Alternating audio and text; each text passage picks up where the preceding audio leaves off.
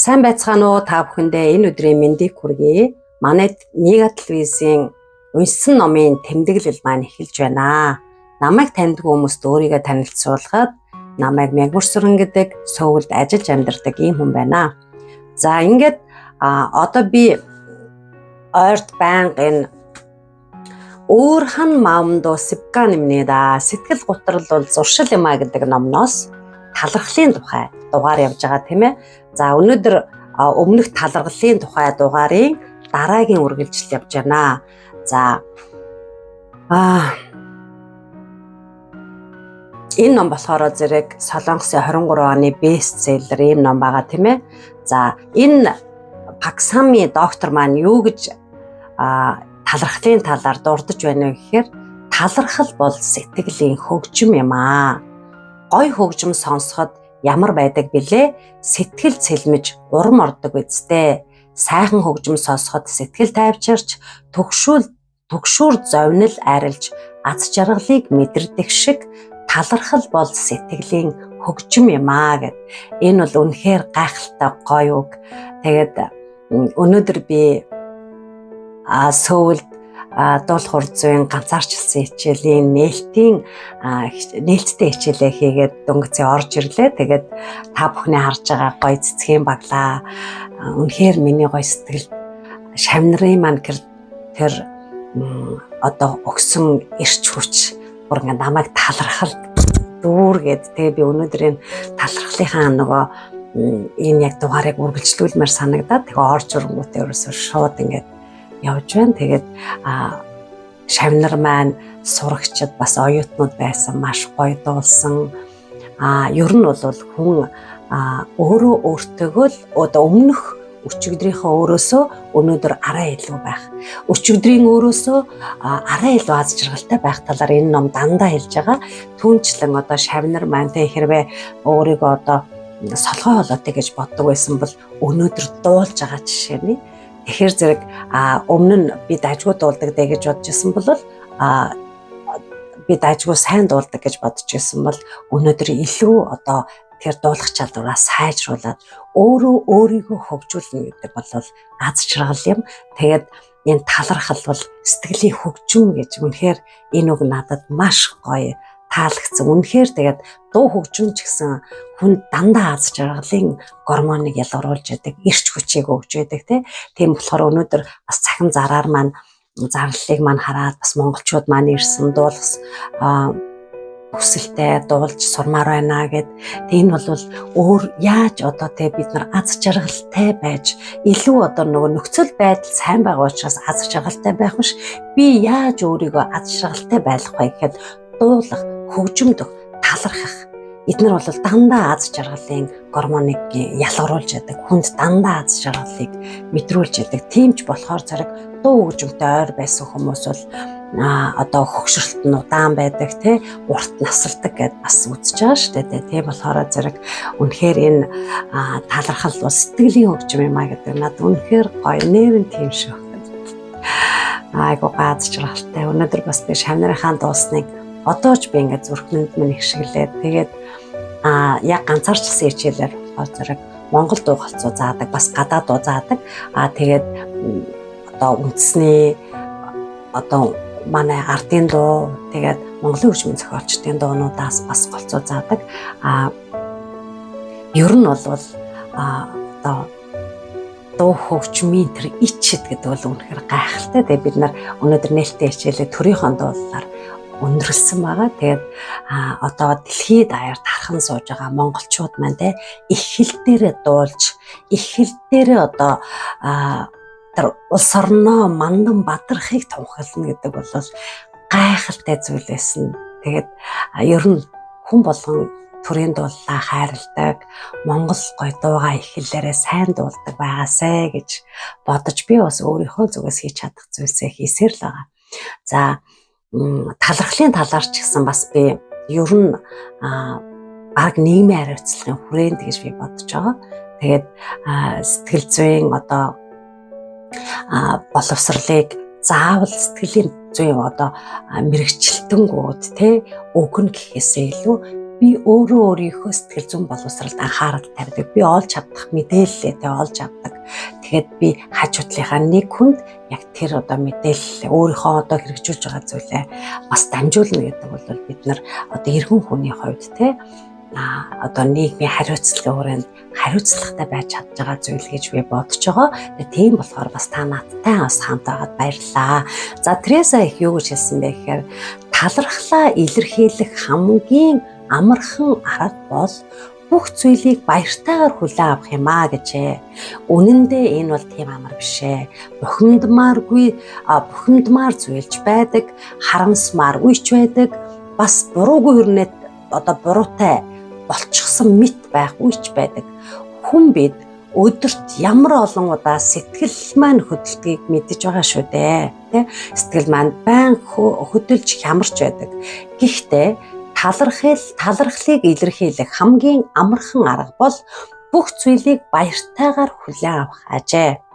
Намайг шүүмжилж төвөгтэй байдал үүсгдэг хүн байсан ч гэсэн энэ хүн ёстой хүн таньдгүй юм байна. Би бол уг нь бөө аз жаргал юм шүү дээ. Хөрхөдөө гэд бодоод өнгөрчих жишээний байхад л болно гинэ. Эсвэл энэ хүний ачаар өнөөдөр би хүний тухай нэг сургалтанд суучлаа. Хүмүүсийн харилцааны тухай суралцаад авлаа шүү гэл баяртайгаар хүлээн авахд болох нэ гэж байна. За ядарч унмаар нэг л бохимдол төрмөөр орой байх юм бол би үнэхээр их ажилтай ерөөл дүүрэн хүн шүү. Ажил олдохгүй хүмүүс хичнээн их байгаа байлээ гэж бодоод тайвшраад сайхан амархад болно. Өнөөдрийн энэ үгсээс танд талархах сэтгэл төрж байвал subscribe, like дарж бас бусад хүмүүст түгээж та талархлаа илэрхийлээрэй. За ингээд өнөөдрөөс эхлээд бүх юмыг талархалтайгаар, баяртайгаар хүлээн авдаг дасгал хийцгээе.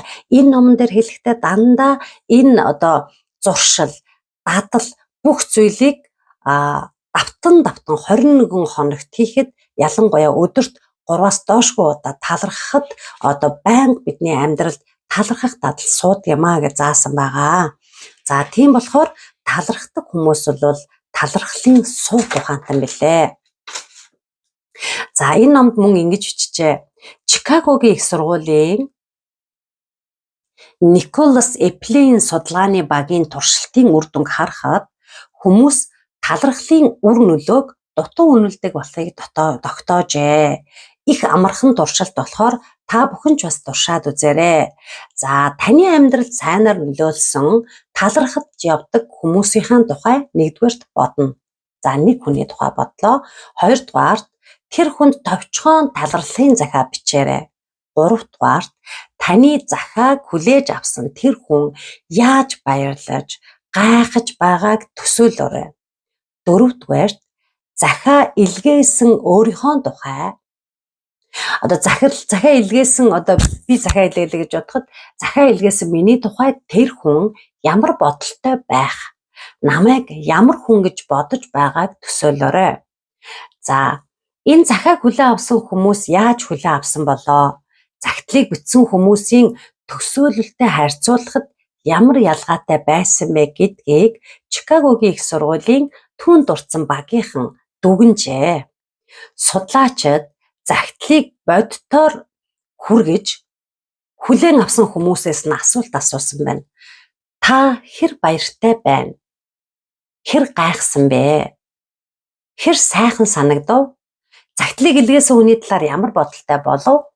Энэ хүн ямар хүн бэ? Ийм асуултыг тавьжээ. Үр дүн нь загтал илгээсэн хүний төсөөлж байснаас авсан. Талархлын загтал авсан хүн илгээсэн хүний төсөөлж байснаас ч бүр илүү баярлаж, бүр илүү гайхаж, бүр илүү сэтгэл нь хөдөлж үнэхээр сайхан хүн шүү гэж илгээгчийг дүгнжээ. Тэр их халуун дулаан хүн, тэр чадварлаг хүн, тэр үнэхээр сайхан төрсөн хүн шүү гэх зэргээр сэтгэл нь маш их хөдөлсөн тийм хариулт өгч байсан. Нэг л эвгүй юм аа, ямар сони юм бэ? Санаанд ормооргүй юм аа. ичээд байна гэх мэт сөрөг хариу үйлдэл гаргасан хүн нэг ч гараагүй. Тэгэхээр та одоо цаас гаргаад шууд талархах хүнийхээ нэрийг бичээрэй. Тэгээд захиа бичээрэй.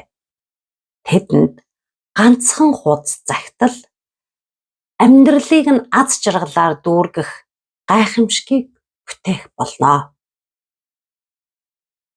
Гэжээ. Мөн энэ номон дээр амьдрах хоёр л зам бий гэж Альберт Эйнштейний хэлсэн үгийг дурдсан байгаа. Амьдрах хоёр л зам бий. Нэг нь гайхамшиг байдаггүй гэж итгэх амьдрал, нөгөөх нь бүх зүйл бол гайхамшиг гэж итгэдэг амьдрал. Альберт Эйнштейн гэж хэлжээ. Гайхамшиг гэж байдаггүй гэх амьдрал, нөгөөх нь бүх зүйл бол гайхамшиг гэж итгэдэг амьдрал. Ийхүү энэ ном тэмдэглэжээ. Талархаж чадаж байвал аз жаргалтай байна гэж үзэж болно.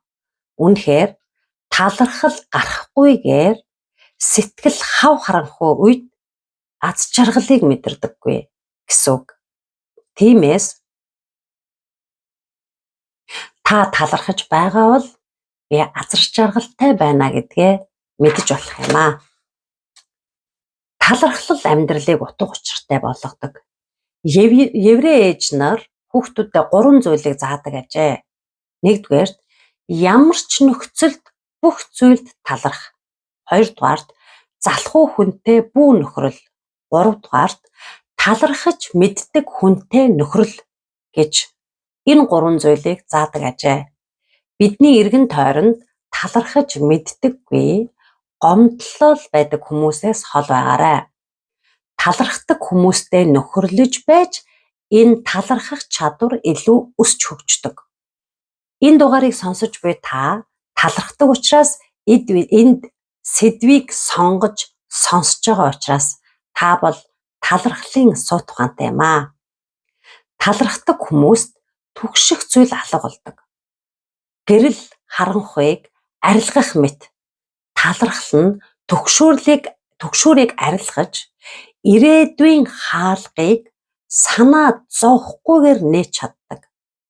Тийм учраас өдөрт доод тал нь 3 удаа талархаарай. Сэтгэл судлаач Виктор Франкл үхлийн харанхуй хөндийг туулж байхдаа ч талархаж мөн инээмсэглэхээ хизээч мартаагүй хүн юм аа. Тиймээс сэтгэл гутрал бол зуршил гэдэг энэ номны зохиолч Пак Сан Ми Виктор Франкл сэтгэл судлаачийг үнэхээр хүндэлдэг болсон гэж байнга дурддаг байлаа. За Миккю Хелли гэдэг хүн хулгайд өртсөний дараа талархсан 4 талархлыг бичжээ. Хулгайд өртвөл хүн бурхан минь яагаад надад ийм юм тохиолдчихвоо? Яагаад надад гэж боддог, бухимддаг, харамсдаг. Гэтэл энэ хүн талархсан ажээ. Бүр 4 талархал шүү дээ. За нэгдүгээрт өмнө нь ийм зүйл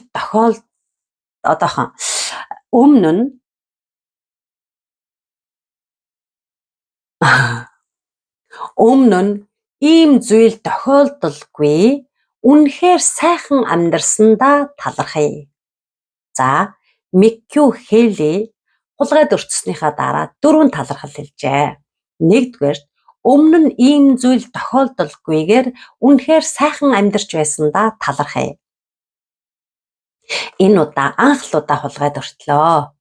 Өнөөдрөөс өмнө тийм сайхан амар тайван амьдарсандаа талархъя гэжээ. Хоёрдугаарт мөнгийг минь хулгайлсан ч амийг минь хулгайлаагүйд талархъя.